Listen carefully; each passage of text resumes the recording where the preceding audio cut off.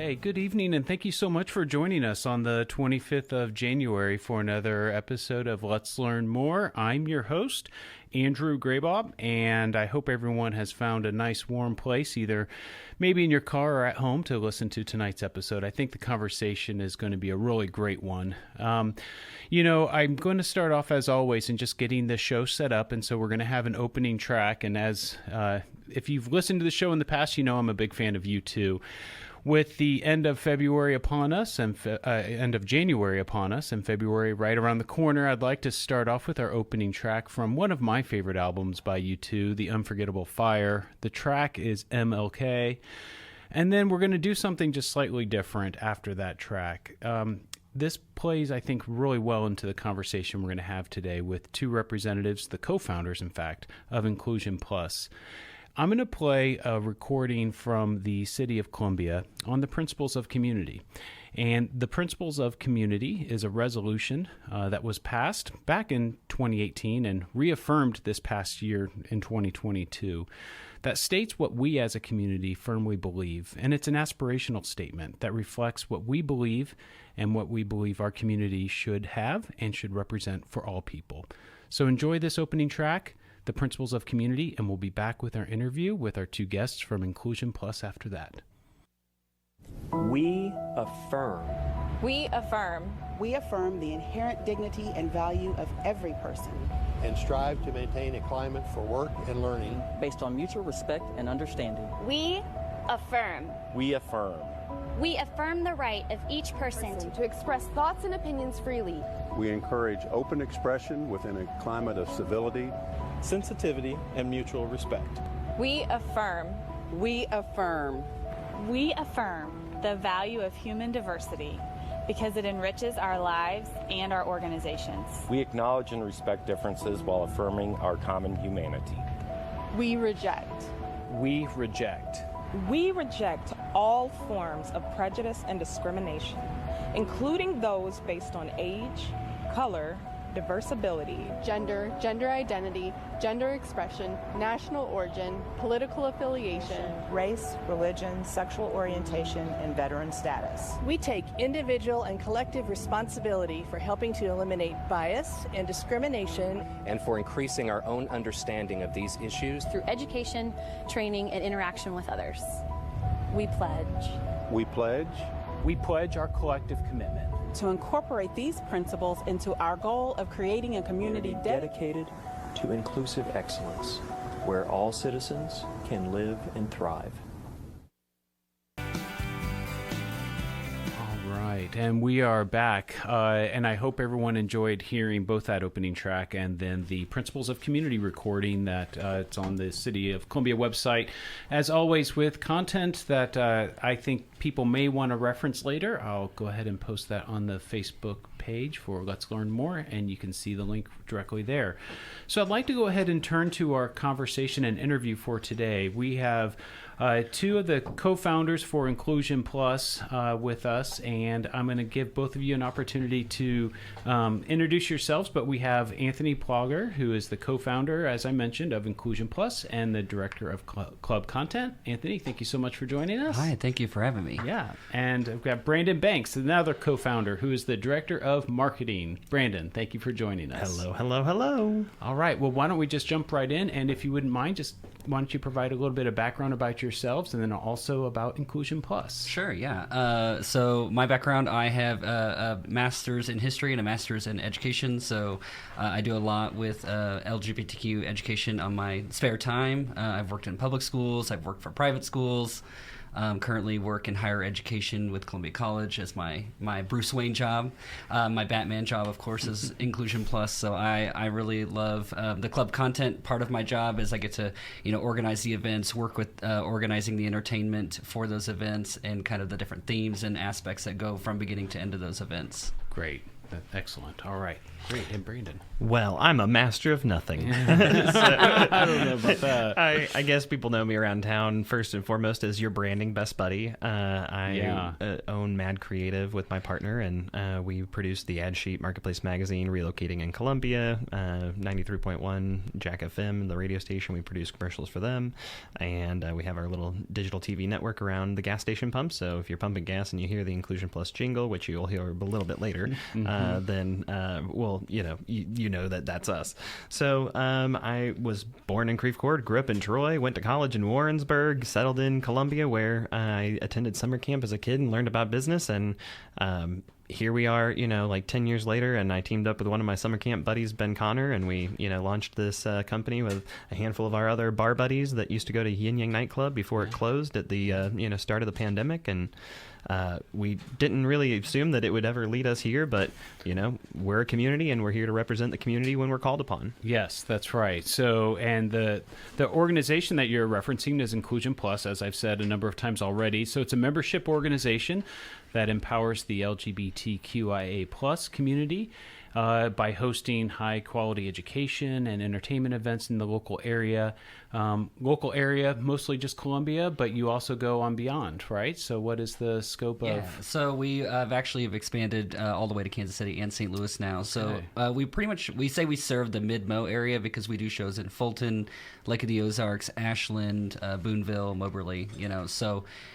We're based here in Columbia, but we serve the greater Missouri area. Okay, great. And why don't we share a little bit for our listeners who might not be familiar with Nclusion Plus about the mission, goals, and some of the other work, if we can spend some time looking at that? Sure. Okay. So, we as a group kind of started at the ACA Business Club when the pandemic first started. So, that was March 2020 when when the pandemic started.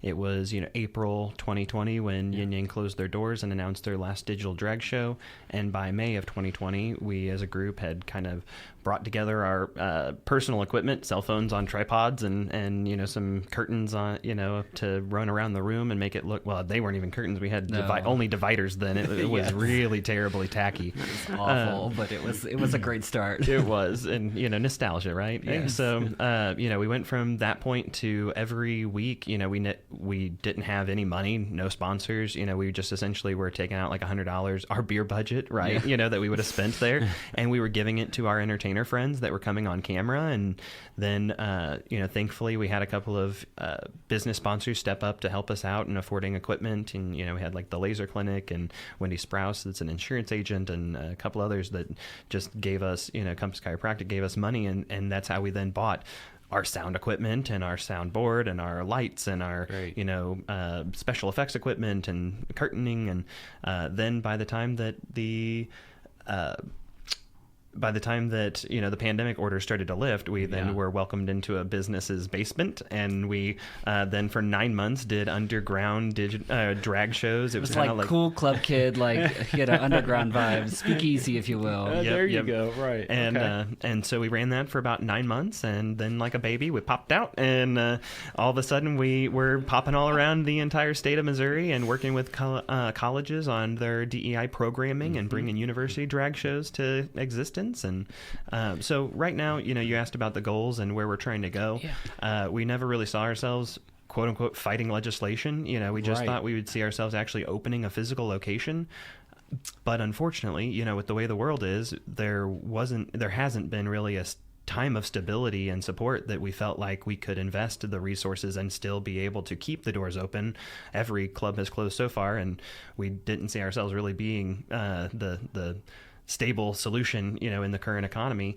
So we found that we were actually really successful in bringing people together, and that so many businesses were LGBTQ safe now and affirming places that we could just bring drag into any and every place that welcomed us. And so that's kind of the model that then we started to develop into. And there's not really a quote unquote goal. We're just trying to keep our community together, have as many events as possible, keep people safe, keep people happy, and maybe one day we'll open up physical doors if we have enough, membership that supports us, and we can then invest that money back into the community. So is there one location that you frequently use now? We have multiple different locations here in town. We have Dogmaster Distillery, Serendipity Salon and Gallery. I'm forgetting. There's another main one that I'm totally blanking on. But we contract. Did you say the bowling alley? The bowling alley, Level Up Entertainment. But there's another regular night one that we do that I'm blanking on. We were at the Gold Bar a lot. We had Pressed, and unfortunately we lost them. Cantina. Until they closed. Right. So the other main thing about that when we were doing the development part, in addition to the events, was that we wanted education, because I'm a teacher. Several of the entertainers are teachers. So when we built that inclusion model, we didn't want it to just be the drag shows. We wanted it to be live musicians. We wanted to have the educational components, because that's a big part of our community. There's a lack of education for that LGBTQ community that it's important that we created the Pride Pioneers, and I've been doing speaking engagements at universities and things like that, and we've done the Q&A panels at the universities before the drag shows. So there's a lot of other elements that we want to add into it that the drag bar scene does not generally have. Mm-hmm. Yeah, sure, I understand. So, and a lot of this too, I was looking at the website earlier and just preparing for this interview, and there's a lot of great content on here. In particular, there's a whole section, you mentioned, Anthony, education, and there's a whole section of different items listed. What's that? That's yours? My baby. Okay. Well, I was curious about that, because could we talk about how did the Book of the Month Club come to be? How do you gather family all of the different the Book of the listed? Month? So we do the drag story hours at Skylark Bookstore, as well as the Dandelion Cafe in Ashland. So Autumn Equinox is our coordinator of that event, and I just really wanted, a lot of times people they don't know what resources are out there for them, and it's so simple, like reading a book to your child or your teen that wants a book that they can relate to, because they're going through a time when they're trying to find their identity. So that Book of the Month, I just felt like it was a really cool idea, to where one, we don't know many queer authors, two, we don't have many representation in the media of reading. So having that access, and where parents or students or adults can go and say, hey, I want a new book, and what has Inclusion got on their page today? Mm-hmm. Yeah. That sounds great. And then, so can we speak a little bit also about some of the other education and outreach resources that you have listed on the website also? Yeah. So as you know, many LGBTQIA plus folks have mental health or have limited access to healthcare needs. Yeah. So that was another big part of kind of that, what I was saying about how the bar scene doesn't offer that. Yeah. So having that as a resource. We also partner with the Center Project here, which is the only LGBTQ resource center here in mid-Missouri. So partnership with those resources, making sure that our LGBTQIA community has access to those health and mental health needs is really important to us as an organization. So, we don't see ourselves as an expert on any of these things. If we considered ourselves an expert on anything, I guess we would say we were an expert on community. And so we just try to make sure that all of those communities are represented, and that whatever resource they need, we've at least taken the steps to try to compile a list for them and their families, and to navigate those conversations in a more safe, equitable, and developed kind of way. Well, I think you're being humble, which is Brandon, you're being humble, and because when I do look at the website and I look at all the different resources that are listed here, while maybe a way of calling this is you're being a convener of sorts, or maybe just a strong resource. But if you don't mind me just reading these off, because I think this is important for listeners to hear. The educational outreach resources listed on the website includes, you mentioned, Anthony, the Center Project, Mizzou's LGBT Center, Promo, which I know we'll talk about Promo in just a little bit with legislation. Go Promo! Yeah. Midmo, PFLAAG. PFLAG, yeah. PFLAG, thank you. Youth in Need, the Trevor Project, which you've already referenced, and GLAD, Gender Spectrum, ACLU Missouri. All of those are important advocacy groups and resources. Yeah. And so I think that's great. And I think, a lot of our website, has multiple pages to it where we, develop several different conversations that are important, and education resources is one. Mental health resources is a whole nother gambit. So there's actually a separate page on our website where we have links and resources to people like the Burrell Behavioral Health, one of our partners that we work with a lot, on making sure that our LGBTQ youth and trans youth specifically have their needs met, and whenever it comes to mental health care. So we also link several other, entities on that page that if you're a parent going through, a child that's transitioning, that's a space where you have a resource to go and start finding some high quality content, that you can trust and find a, professional and expert that you said we're being humble. Well, those experts are the ones that do the work, So, I mean, like, we would gladly connect a hand to anybody that's going to save a life, make a day a little bit better. But, at the end of the day, inclusion's not the one doing those real altruistic jobs. Those are the medical professionals and the advocates, fighting for rights. Yeah, I feel like these resources too, they really haven't always been here. So can we speak just for a couple of minutes about the history of support around the LGBTQIA plus community? Actually, just gave a presentation last week. Okay, yes. All right, well then, please. So I did a little bit of a presentation to Columbia College where I work to GSA, and we were talking about how that visibility to these resources and that history of it all. So the 90s is really when Columbia and the LGBTQ kind of became really big here in this area. Not really big, but I mean like more prevalent, and that's where Columbia has become this kind of like safe space, and it's really grown. I remember when I came here in 2011, there was really only 2 or 3 spaces that you could hold your partner's hand or go watch drag and SoCo nightclub and things like that. So as we moved into this this modern era, if you will, 2014, 2015, the political things change. We become more acceptance, diversity, equity, inclusion is coming to the forefront in colleges, universities, and our cities.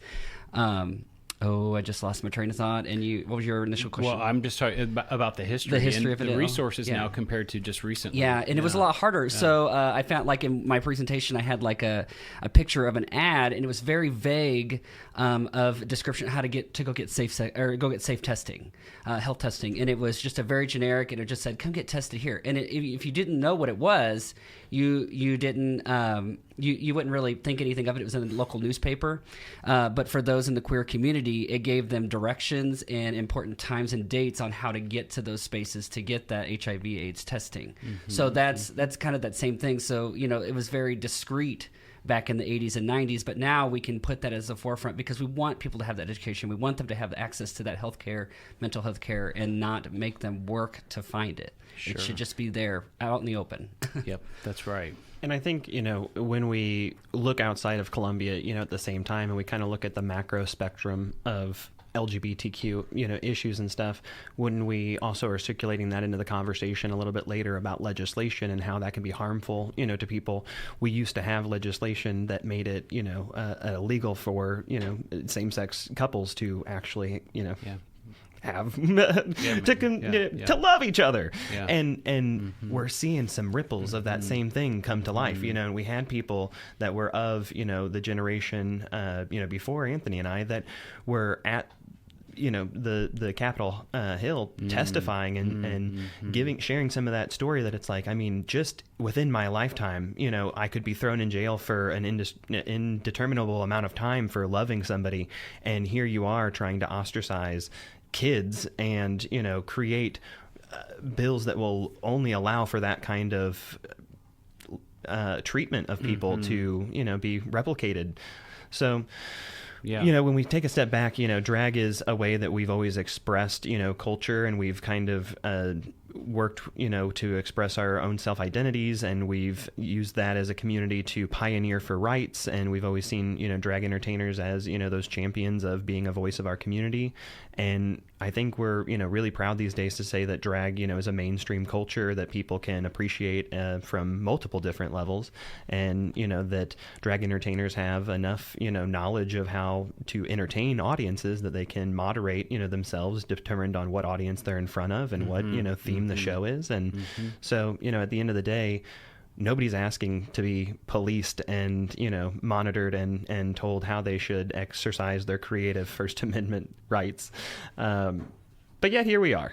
Yes, that's right. Well, I think, boy, I'm reading between some lines here, Brandon, and I think you've had, I know, right? So why don't we actually just talk just a couple of minutes about the Columbia Values Diversity Breakfast from last week as well. I thought the response, I saw a quote that you had in the paper was really well said. I think maybe I saw something on Facebook also, but why don't you just share a little bit about that and sure. Yeah, we've definitely. Great. I'm not sure where you've seen something because it is kind of hard to keep track of. We've really appreciated a lot of the media trying to cover this because I think a lot of if we looked at the majority of the population, most people aren't upset about what happened and think that whenever you're celebrating diversity, drag and LGBTQ people along every single spectrum should be included in that.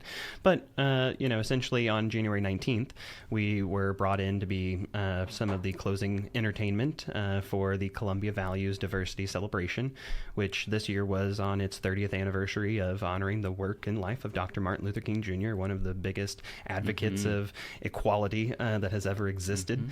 And, we recognize that this was also, I think, the first time that drag and LGBTQ people in drag were ever given a seat at the table and showcased in this way. So it felt like it was kind of history in the making, in one case, and there were tears of lots of pride from a lot of people in that room that, worked hard on that event and had been there for 30 years, going to every single one of them or most of them, and they just understood that this is what true diversity is about, representation of every kind of person and giving them their own time to be recognized and to be celebrated and to be loved and to be told they're valid. And while we totally respect parents' rights to raise their families and to make decisions related to their families, we also recognize that the world that we all live in has 1.5 million exposures through the internet and every other kind of influence around us. And so the hyperbolic response to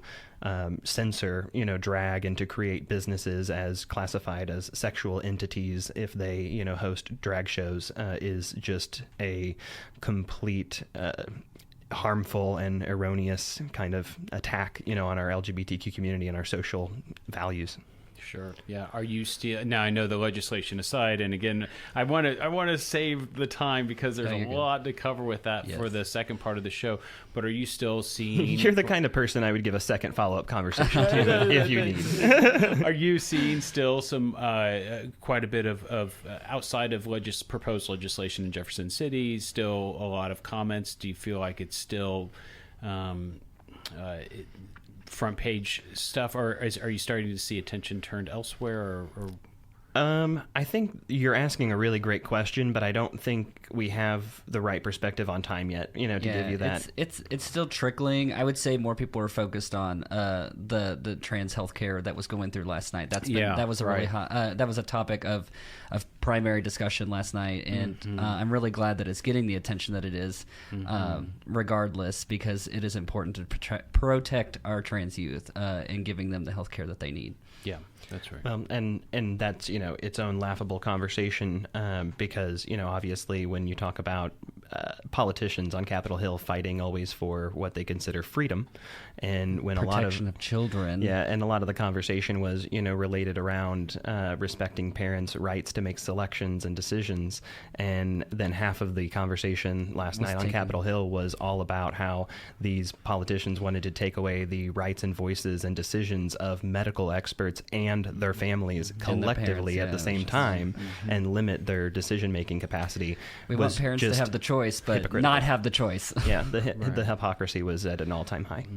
Yeah, that's right. So for listeners who perhaps have just joined us, I have the two co-founders of Nclusion Plus, Anthony Plogger and Brandon Banks, and we're having a really great conversation on not only the principles of community and what we value in our community, but also some of the really alarming challenges around the LGBTQIA plus community, especially with proposed legislation coming out of Jefferson City. We're going to discuss that, I think, in the second part of the show. So I think what we're going to do is we're going to take a quick break right now, and we're going to have just a reset, and we're going to actually make a transition from this conversation of the great work that Nclusion Plus is doing and start talking about the work down in Jefferson City. So if that's all right with you all, hang tight. Sure. Yeah? Okay, great. Yep. So we're going to play the next one. Now, I do just want to set this up really fast for our listeners. We will have a promotional jingle for Nclusion Plus. We're also going to have an underwriting message. And then I tell you what, okay, now I play music, so you just have to hear me out on this. And I always try to play things I really enjoy. I've always wanted to play Sonic Youth, their favorite band of mine growing up. And one track in particular, Youth Against Fascism, is off of their Dirty album, and the lyrics just aren't suitable for on-the-air play. But I found an instrumental jazz version, and so that's what we're going to hear during this break. Enjoy this break. We'll be right back with Anthony and Brandon. This is Let's Learn More with Andrew Grabau on KOPN. Catch a drag show, find the beauty in something you don't know. Enjoy the lifestyle, build something that will stay a while. It's LGBTQIA plus, Nclusion Plus. Drop the first I, spell out plus to get nclusionplus.com. Be included at inclusionplus.com. And we are back. Thank you for joining us on Let's Learn More. Again, I'm your host, Andrew Grabau, and I hope you enjoyed not only the promotional jingle from Nclusion Plus, but that last track. I finally got to play a Sonic Youth song. Maybe I'll try to find some other covers later and play them in future shows. But more importantly for today, we're having a really good conversation, and I hope listeners heard the first half where my guests, Anthony Plogger and Brandon Banks, both co-founders for Nclusion Plus, really helped in setting the stage on the work that they're doing to support the LGBTQIA plus community and the resources that we have available, as well as the support in our community. And I wanted to set that up in the first part of this program because we're going to turn to what is going on in Jefferson City, and in particular a hearing that took place, a marathon hearing, if you will, that took place yesterday, where I believe 8 pieces of legislation were combined together with a 24-hour window of notice of a hearing to hear all of those different various bills. Yes. And to move forward. So I'd like to take some time because I'm guessing our listeners perhaps might have heard about some of this, but maybe not all of it. So why don't we start off by, if you could both just speak to your role and participation in Jefferson City yesterday. Well, I had a friend that when all this started to come to a rolling head sent me a message, and so we, as Nclusion, felt a responsibility to honor our community and start to educate them on what was being triggered and pulled immediately for whatever necessity onto the floor. And we then started sending out emails, messages, and every other kind of communication, utilizing every platform we had, and we got a couple of vehicles worth of people. I would say, and went down we started our internal group chat with the entertainers. Were like, who is available tomorrow? Who's going down to Jeff City? Yep. And so there was a representation of 6 different drag queens from St. Louis, Kansas City, Columbia, and then we had 3 of our Nclusion founders. Anthony was actually running an all ages show in Kansas City. Yep. And so that was kind of the irony of and also the awesomeness of just having that team where we can say like, hey, the weight here is 3 of us need to go down to Jefferson City and fight for rights, and the other one is going to go run an all ages show and continue to show that us hosting an event for our community and with families that want to have that experience for their families. Yes. Can and should have that, Yeah. So outside of that, we concocted, testimony and sat and waited, and they tricked us, essentially the first time they said something about us, oh, I think we're going to, have drag issues first, and then drag issues became last. And then 1 a.m. Yeah, 3.5 hours worth of, bill fighting on sports, and then about another 2 hours of fighting, it felt like, on medical health care, and then another hour and something on drag issues. It wasn't even a full, I think it was like an hour and 35 minutes. I was watching the whole live stream the entire time. Yeah, and so I know I'd like you to help in setting the stage, because with all due respect, I'm disappointed that of all the issues in our community, attacking sports was really the primary goal of this. I mean, that took up the majority of the time. It sounds like, or at least from what I'm seeing. So set the stage up for our listeners, and I wasn't there either. Like, what was? Well, if you would ask, not that my opinion's really worth much, but I mean, if I were to take a frame on this, it's that something with the city diversity breakfast and the situation the politicians tried to make out of that, and using that as fodder to create this immediate hearing, and then them sandbagging the topic to the last possible thing, kind of felt like they wanted to create a situation where they would tire out the community on the first couple of issues, and then they'd be able to use this as the thing that they can go after and pass and get some form of hate fueled success on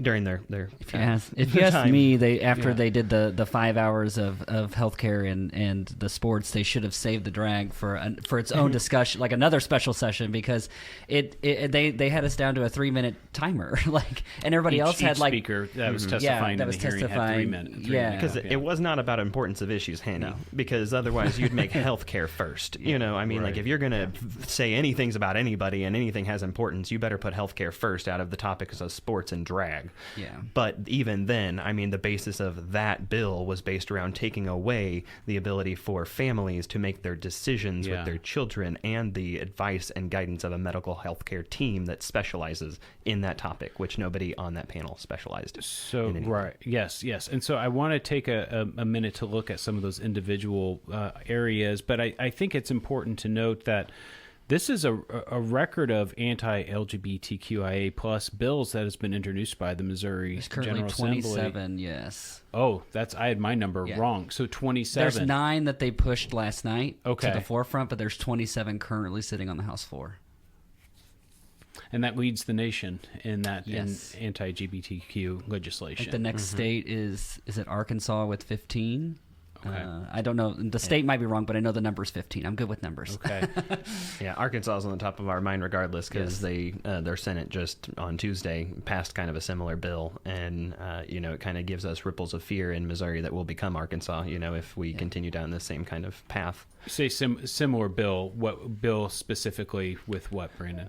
Well, I mean, let me just kind of get some reference here, but essentially a bill to classify the drag shows as an adult-oriented business cleared the Arkansas State Senate. Which is what we went down last night to fight, was that they're trying to classify drag as sexual content. Mm-hmm. And so, that was the 1 a.m. here. It started at 1 a.m. At 1 a.m. Yep. They said they voted 29-6 along party lines. So, unfortunately, our current, House is slanted into the, same kind of demographic. So, if history repeats itself, then, that means there's a long road ahead for, our the culture of our community, our social values, our freedom, and what we have to invest our time, focus, and resources into. So 9 pieces of legislation during the hearing yesterday, and the scene was, it was a packed room, lots of people wanting to testify. They opened up a second room, I heard, also for the overflow, and so then the legislators that introduced, that were sponsoring the legislation, They were there? Well, I mean, so you start out throughout the day, and I mean, everybody's only got so much energy, right? I mean, you can only fight with so much energy. Well, so the first bill, that was all about sports, the 3 that took the center stage and presented on that. I believe one of the bill sponsors remained in the room for the hearing after that, and I was watching, and somebody said, none of the bill sponsors are here for this one, and the guy started to raise his hand, and then they kind of all ignored acknowledge He that realized nobody was there, and so it was kind of like nobody. So it was it kind of hurt. Yeah, I think his feelings that he wasn't acknowledged that he was actually there. So I'm going to give him credit that he stayed for his his hearing at least, but his two bill sponsor partners did not, which was unfortunate. And then as you got into the next one, nobody from their bill stayed after their 5-minute questioning with the committee, and then as we got into quote unquote drag issues, same thing happened. Those people then defended themselves for 5 minutes and defended themselves poorly, in my opinion, and showed some of their true colors of hate and how they view other people, how they position their political or their personal views to influence their political agenda, which would dictate how a whole slew of families would have their lived experience here in Missouri. So it was disappointing to know that people can create legislation and write bills and spend this much time on something that they believe in, but then not spend enough time to listen to the people that it's going to affect and look them in the eyes. And one of the politicians even said they had never met an intersex person, didn't know intersex was a thing, and yet their bill is going to influence those people. Did you get the sense, I've had other guests on this program where we've talked about, and especially around guns legislation, and where there are national organizations writing legislation, and they bring it to different states, and they look for those different people who align with it to introduce it. Did you get the sense that that was the case here, or do you get the sense that this is... in one specific case, one of our Democratic representatives, I believe, I can't remember if it was Engel or if it was Meredith, but one of them asked one of the testimony givers, essentially, like, who do you work for and what corporation do you represent? And they were here from Texas, representing lobbying, they were for this from Texas, for this, bill, and it just was kind of silly, to hear that people are investing their resources from another state to try to influence what's happening right here, for our families, and that's just weird. Yeah, that's right. So, okay, if you don't mind, the three kind of areas, let's quickly talk about sports, and then let's, as some of my friends say, sports ball. Right? Sports ball. You read my mind. Don't worry, this is. If I'm going to talk about sports, it's about this. For sure, I'll join you. Politics are sports right now. Get with it. And then we'll talk about the health legislation, and then I also would like us to talk about drag as well. So, but if we can start, the bill that aims at transgender girls from playing sports, I did see that there's only one individual trans student who applied through the Missouri State High School Activities Association, or MSHA, to compete based on their gender identity. One. So this bill would it took up 3 hours of time. Mm-hmm. Yes. And so there's a larger. I know we're going, like, Andrew. The anticipation. You're right. How many people were in this room that were wasting their time? Our governmental resources focus on actual issues that impact masses of people versus minorities of people. Yeah. And at the end of the day, I know you're saying one, but I think with some other classifications, people got up to no. I get you, but I'm just like, I think in some cases people were throwing out a couple of different numbers, and up to the maximum that we really got as a diagnosis of a population that we were talking about, passing these discrimination bills against was 10. Like, that's the maximum. And so they also, acknowledged in so many cases that it's like if the treatment is given, if you don't pass the medical bill that limits people from having the access to the health care they need and want, then you actually won't have some of the genetic developments that will even create some of, the what they're talking about. The puberty blockers. Yeah. In these, sports differentiators.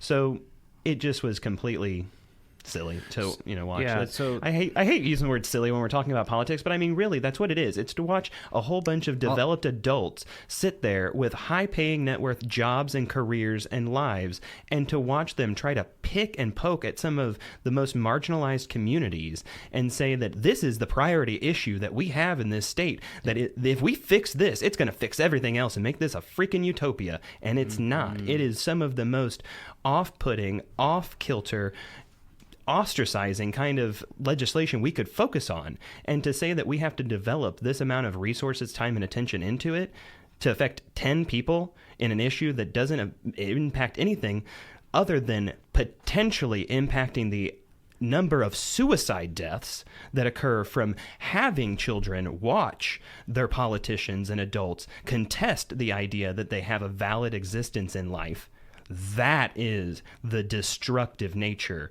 of what kind of path we're on when we are discussing these things in a public hearing. Yep.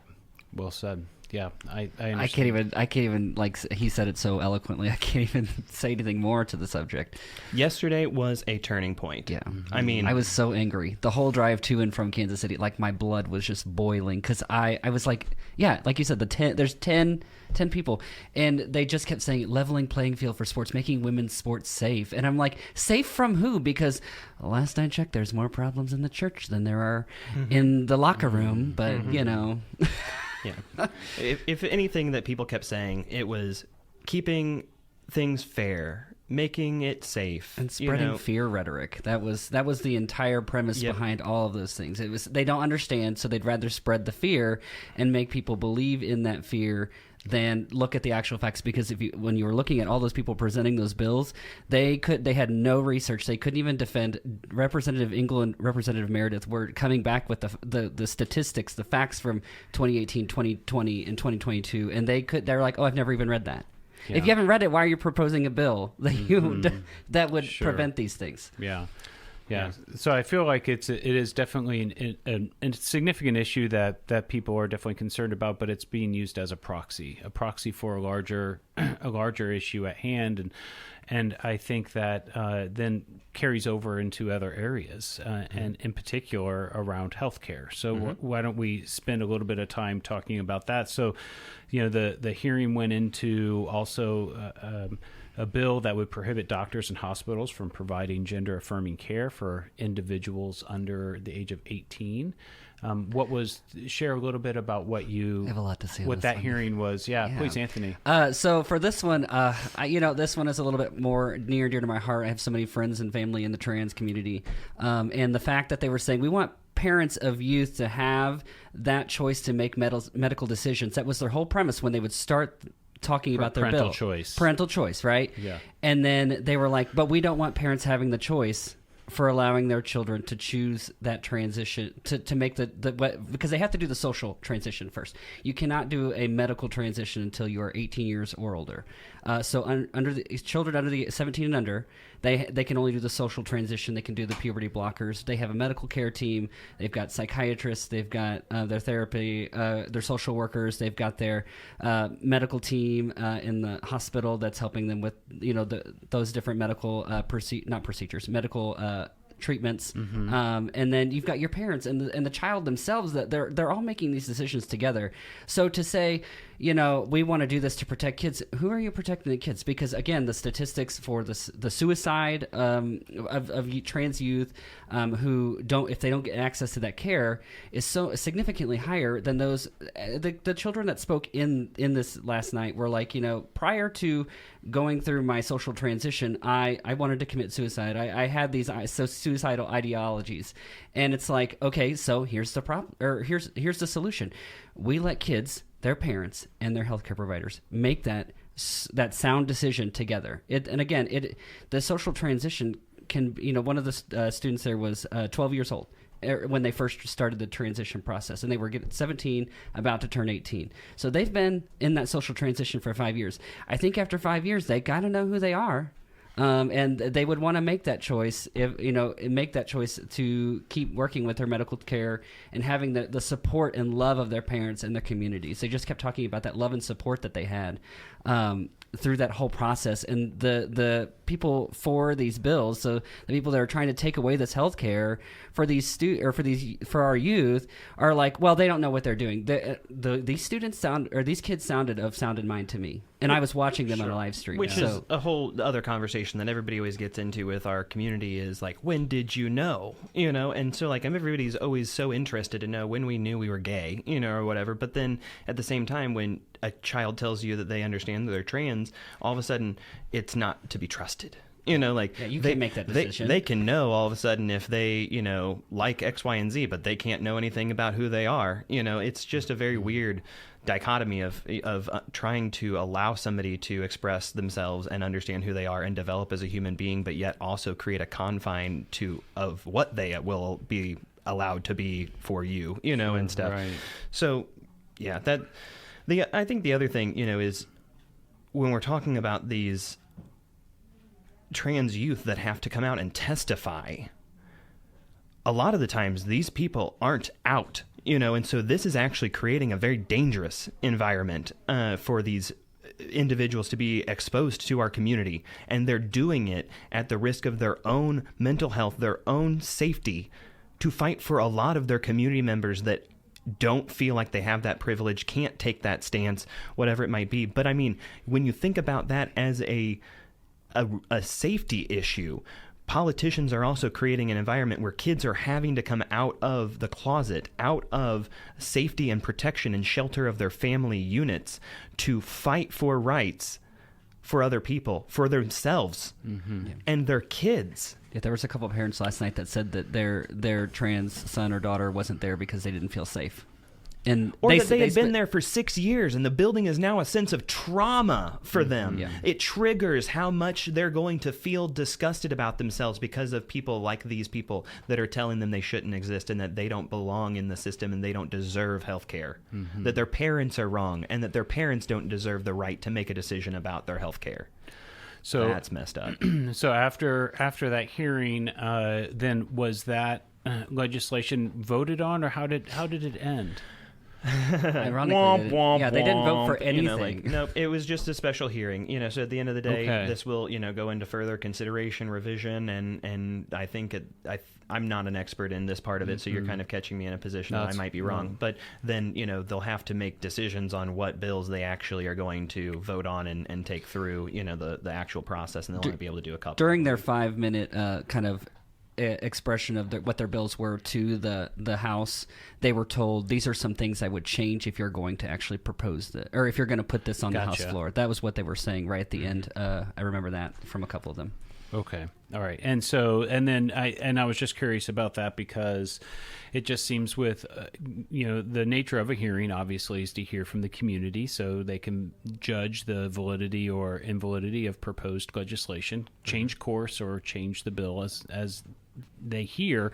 Overwhelmingly, it sounds like the opposition and the concerns, especially among mental health with children, among just the lack of just maybe a sound policy. Since, Anthony, I really appreciate you differentiating between the social change and the physical change. And all of this evidence and all of this testimonial, I was curious if that impacted the vote, but there simply wasn't one. So that's I didn't know.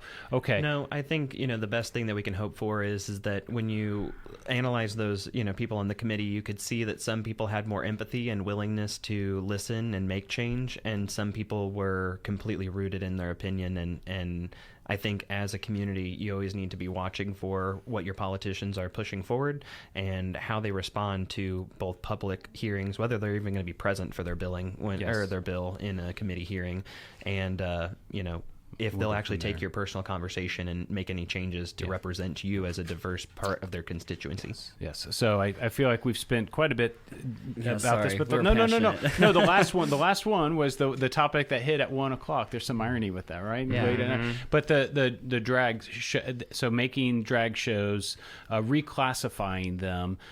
So how did that hearing go? And where did that? Of course, the City of Columbia Diversity Breakfast was kind of what pushed these. Yeah. But the evidence in question that they were using for these bills actually had nothing to do with a Missouri-produced drag event. They were talking. They were using the evidence of a national entity that did a show in Kansas City during the holidays that was advertised as an all-ages event, which According to the representative, he personally had evidence stating that the event was not, in fact, all ages. Now, for us, from my protocols of running an all ages event, music is vetted, has no swear words, no vulgarity, no insinuation, very G-rated. Costumes should also, be of that protocol as well. No hiked up skirts. We want them to embody that this. There are children here, and we don't want to sexualize that. That's not our prerogative, and that's what their whole premise of those bills was that drag we're enticing children to have sex or in sexual acts and things like that, and that's not the case. Like Akasha Royale said last night, we're not stupid. Like, we know what we're doing for our LGBTQIA community here, and providing those different levels and types of events is important because our youth need that visibility, so we know how to conduct ourselves. And she said that in response to reminding people that we are all family members. We're all brothers and sisters, and we're uncles, and so at the end of the day, a lot of the times we won't be doing anything that is compromising of what our family values, would be as well. So we as a business take our, audience, care very seriously. We try to make sure that we provide a high level of content quality to those that we, produce shows in front of. And we take this very seriously, that we didn't provide anything that was ill-natured. Yes. It was all very top, high class, highbrow. Yeah.